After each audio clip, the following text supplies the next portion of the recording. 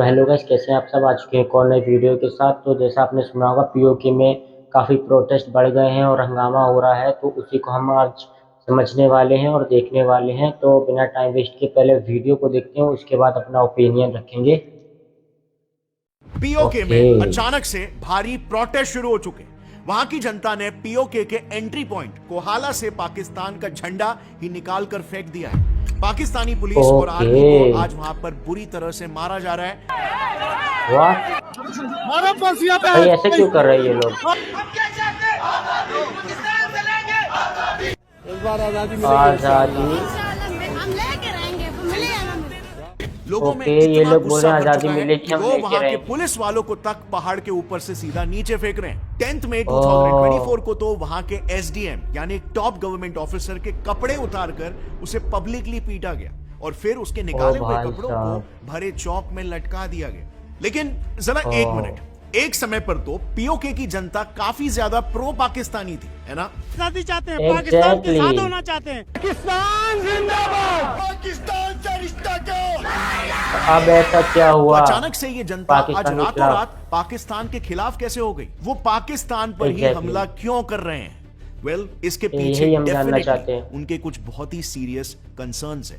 लोगों का कहना है कि पाकिस्तान काफी सालों से पीओके के साथ अन्याय कर रहा है। अब इस आक्रोश के पीछे की वजह को समझने से पहले इसी प्रोटेस्ट में एक काफी अनयूजुअल बात दिखाई दी है। काफी सारे प्रोटेस्टर्स के हाथों में कुछ ऐसे पोस्टर्स भी दिखाई दे रहे हैं। सो यस, अभी अचानक से पीओके की जनता इंडिया के भी तरफ आने लग गई है। ऑल्सो इसी दौरान आप देखोगे तो इंडिया के ऑलमोस्ट सारे कैबिनेट मिनिस्टर्स ने पीओके को लेकर स्ट्रॉन्ग स्टेटमेंट्स दे दिए। कुछ मिनिस्टर्स ने तो ओपनली प्रॉमिस कर दिया है कि वो इस बार पीओके को इंडिया में शामिल करके ही रहेंगे। Every political party of this country is committed to ensure POK, which is a part of India, returns to India. Also खुद पाकिस्तानी सरकार का यह कहना है कि इन प्रोटेस्ट के पीछे इंडियन रॉ का हाथ है। सो क्या पाकिस्तान जैसे कह रहा है सही में पीओके के प्रोटेस्ट इंडिया ने ही करवाए? क्या पीओके प्रोटेस्ट बीजेपी के इलेक्शन से पहले 400 पार का एक मास्टर स्ट्रोक है? पूरा देश कह रहा है अब की बार। इफ यस, तो इसे एग्जीक्यूट कैसे किया जा रहा है? क्या यह काम करेगा भी? क्या वाकई में इस बार इंडिया पीओके को कैप्चर करने में सक्सेसफुल होगा? वेल, हमेशा की तरह सबसे पहले पीओके में हो रहे प्रोटेस्ट के इन 4 मेजर रीजंस को समझते हैं कि क्यों पीओके पाकिस्तान से नाराज है और अलग होना चाहता है। Let's start with the first major reason, high inflation rate. So April 2023 में पाकिस्तान का इन्फ्लेशन उनके हिस्ट्री के सबसे हाईएस्ट रेट पर पहुंच गया था। Pakistan is not getting a bailout. Pakistan is going through its worst economic crisis in years.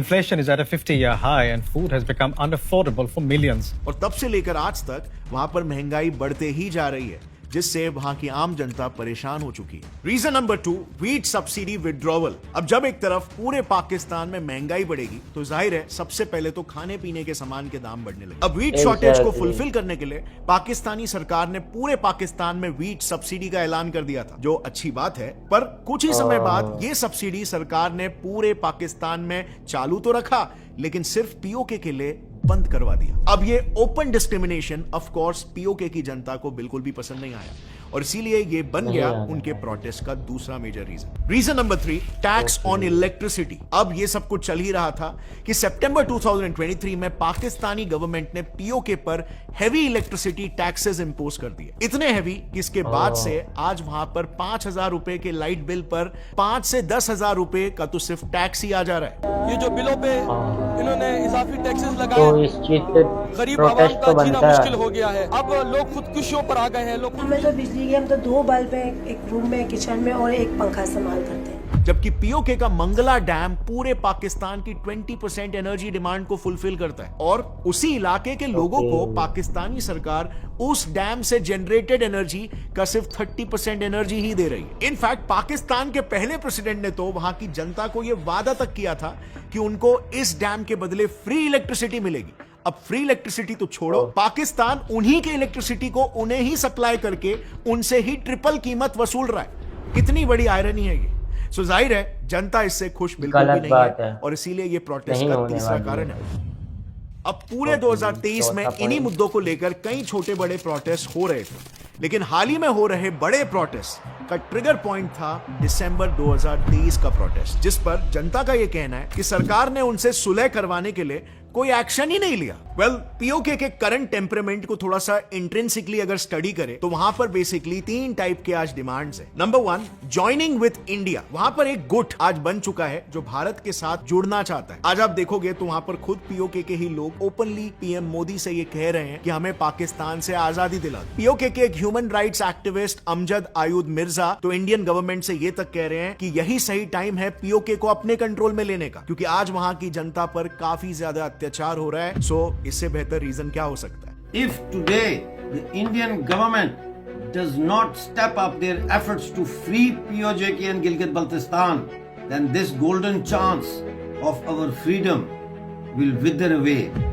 आयुध मिर्जा का ही ये भी कहना है कि आज पीओके में पाकिस्तान के अत्याचार के खिलाफ कोई भी लीडर अगर आवाज उठाता है तो पाकिस्तानी आर्मी उनके घर में बिना किसी वारंट के घुसकर उन्हें अरेस्ट कर लेती है और फिर बाद में वो गायब हो जाते हैं बेसिकली। सो इन अत्याचारों की वजह से एक गुट तो सीधा इंडिया से मदद मांगने लगा है और हमें पाकिस्तान से आजादी दिलवा दो और इंडिया में जोड़ दो, ऐसे नारे लगाने लगा है। हम अपील करते हैं हिंदुस्तानी गवर्नमेंट से कि खुदारा नरेंद्र मोदी आओ और इस जुल्म से यहाँ निजात दिलाओ लोगों को। अब बात करते हैं पीओके के फ्यूचर पॉसिबिलिटी नंबर 2 की, रिमेनिंग विद पाकिस्तान। अब ऑफ कोर्स दूसरा सिचुएशन एक ऐसा भी क्रिएट हो सकता है क्योंकि एक प्रो पाकिस्तानी गुट भी है जो पाकिस्तानी फोर्सेस के साथ मिलकर आम लोगों की आवाज को दबा रही है। सो अगर ये गुट सक्सेसफुल हो जाती है इन सारे प्रोटेस्ट को टेम करने के लिए, इन्हें कंट्रोल करने के लिए, तो फिर पीओके का फ्यूचर कुछ ऐसा भी हो सकता है। फ्यूचर नंबर 3, आजाद कश्मीर। अब पीओके की जनता में कुछ लोग ऐसा भी माइंडसेट रखते हैं कि जो ना पाकिस्तान के साथ रहना चाहते हैं और ना ही वो भारत के साथ जुड़ना चाहते हैं, यानी कि वो एकदम एक इंडिपेंडेंट आजाद कश्मीर चाहते हैं जैसे कश्मीर पहले हुआ करता था एक छोटे पीरियड ऑफ टाइम के लिए। अब ये डिमांड ऑफ कोर्स कई लोगों को आज के समय में सही भी लग रही है, लेकिन ये चीज हमें भूलना नहीं चाहिए कि यही सेम चीज 1947 के समय जम्मू एंड कश्मीर के राजा हरि सिंह जी ने भी सोची थी और इसी वजह से ही तो आज तक कश्मीर के लोग सुकून से नहीं रह पाए हैं। एंड प्रैक्टिकली भी देखा जाए तो अगर मान लो ये पीओके एक इंडिपेंडेंट कंट्री बन भी जाता है तो क्योंकि ये एक लैंडलॉक्ड कंट्री होगा तो एडिक्वेट रिसोर्सेस नहीं होने के कारण इन्हें हमेशा अपने नेबर्स पर ही रिलाय होना पड़ेगा। और जिस देश के पाकिस्तान और चाइना जैसे नेबर्स है तो वो छोटी सी इंडिपेंडेंट कंट्री पीसफुली कोएग्जिस्ट कैसे कर पाएगी? The odds would be greatly against PoK. लेकिन इन सब के बीच एक चीज तो बिल्कुल क्लियर है, आज नहीं तो कल पाकिस्तान का टूटना तो तय है। क्योंकि अगर आप पाकिस्तान के इस मैप को देखोगे, उनके नॉर्थ वेस्ट का जो एरिया है वहां के पश्तून्स पाकिस्तानी गवर्नमेंट से खुश नहीं है और उस रीजन में अफगानिस्तान का हैवी इन्फ्लुएंस है। सो अफगान्स के प्रेशर की वजह से वो रीजन पाकिस्तान से टूटना चाहता है। सेम उसी तरह पाकिस्तान के साउथ में बलोचिस्तान के बलोच काफी सालों से अपनी आजादी की लड़ाई लड़ रहे हैं। आए दिन खबर आती है बलोचिस्तान लिबरेशन फोर्स ने पाकिस्तानी आर्मी पर अटैक किया। सेम उसी तरह सिंध और पाकिस्तान के पंजाब के अपने अलग अलग प्रॉब्लम्स हैं, वो लोग भी साथ एकजुट नहीं रहना चाहते। तो कहीं ना कहीं पाकिस्तान के आने वाले आगे के कुछ साल बहुत ही मुश्किल हो सकते। अब प्रोटेस्ट की इंटेंसिटी को समझने के लिए आपको सबसे पहले यह समझना होगा कि पाकिस्तान ने हमारे पीओके को इन 10 डिस्ट्रिक्ट्स में कैसे डिवाइड करके रखा है। तो देखो, अवामी कमेटी ने मीरपुर से एक मार्च निकाला जो सीधे मुजफ्फरबाद जाने वाला था क्योंकि ये पीओके का एडमिनिस्ट्रेटिव कैपिटल है। तो जैसे ही ये प्रोटेस्ट शुरू हुआ पीओके के अलग अलग डिस्ट्रिक्ट्स इससे जुड़ने लगे। लेकिन एक बात इसमें गौर करने वाली यह थी कि अब तक सभी प्रोविंसेस में प्रोटेस्ट पीसफुल थे, बट फिर सिर्फ एक इंसिडेंट ने इस पूरे प्रोटेस्ट की रुख ही बदल दी और ये पीसफुल प्रोटेस्ट एकदम से वायलेंट हो गए।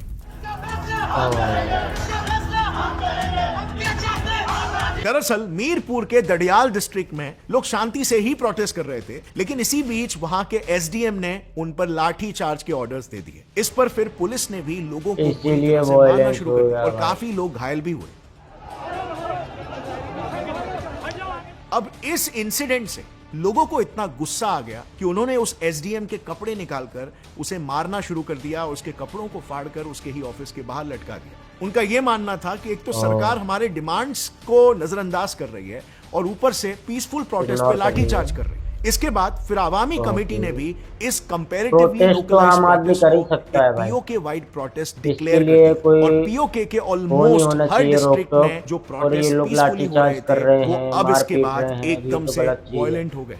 लेकिन इसके बाद भी पाकिस्तानी पुलिस और स्पेशल फोर्सेस ने क्राउड को टैक्टफुली शांति से मैनेज करने की जगह उल्टा उन्होंने कई लोगों पर गोली चलाना शुरू कर दी। उन्होंने जबरदस्ती इनोसेंटों को पीटा और उन्हें अरेस्ट भी करवा लिया। वहां की पुलिस इतनी ज्यादा एग्रेसिव हो गई थी कि एक केस सामने आया जिसमें पुलिस से डरकर एक लड़के ने सीधा ब्रिज से ही छलांग लगा दी। इससे सिचुएशन वहां की इतनी बिगड़ गई, इतना डर फैल गया और इतना दबाव महसूस होने लगे लोगों को। पुलिस वाले कर भी क्या रहे हैं, पुलिस के खिलाफ चला रहे हैं, कुछ ने पुलिस वालों को पहाड़ से फेंक दिया, तो कुछ लोगों ने रूफटॉप से टीयर गैस और बुलेट फायर करने वाले पुलिस वालों को बुरी तरीके से असॉल्ट किया।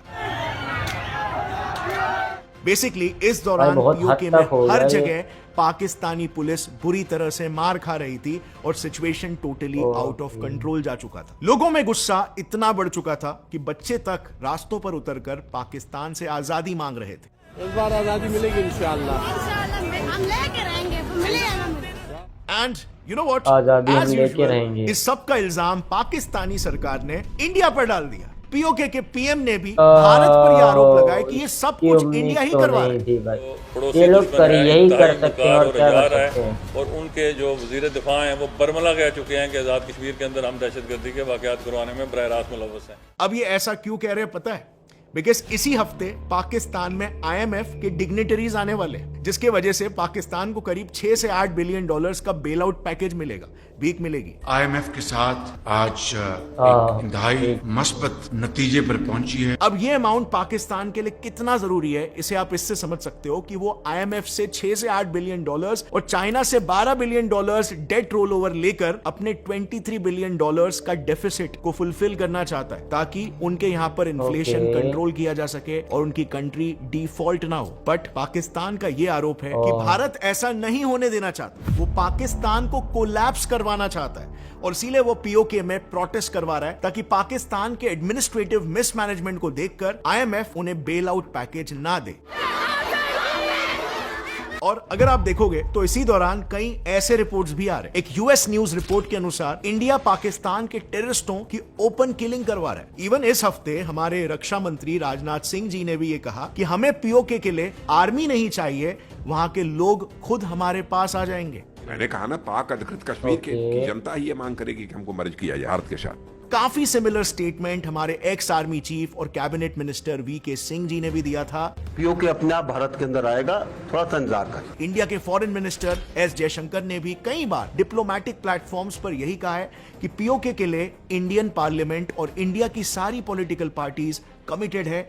जब सही समय आएगा तो हम हमारी खोई हुई जमीन को वापस से जरूर ले लेंगे। Every political party of this country is committed to ensure POK, which is a part of India, returns to India. This actually is our national commitment. और आज का इंडिया तो आपको पता ही है, जो भी हम बोलते हैं हम करके दिखाते हैं। सो डेफिनेटली ऐसे दौर में हमारे लीडर्स के ऐसे बोल्ड स्टेटमेंट से पाकिस्तान काफी ज्यादा इनसिक्योर हो चुका है। पर इन सभी कंट्रोवर्सीज के बीच करंट सिचुएशन के हिसाब से मुख्य सवाल यह आता है कि पीओके का आखिर फ्यूचर ही क्या होगा, पीओके के साथ आगे क्या होने वाला है। अगर ये वीडियो का क्लिप आपको पसंद आया तो पूरी वीडियो चेक करना मत भूलना, लिंक नीचे डिस्क्रिप्शन में है। ओके, तो गाइस वीडियो हो चुकी है खत्म। आई होप आपको समझ में आ गया होगा प्रोटेस्ट क्यों हो रहा है और ये प्रोटेस्ट इस हद तक कैसे आगे बढ़ गया कि पुलिस वालों को मारा जा रहा है और उनके कपड़े उतार कर उनके ऑफिस के बाहर लटकाए जा रहे हैं। तो आई होप आपको समझ में आ गया होगा। तो मिलते हैं एक और नेक्स्ट वीडियो के साथ, बहुत जल्द मुलाकात होगी। तब तक के लिए अपना ख्याल रखिए। टाटा बाय बाय, टेक केयर।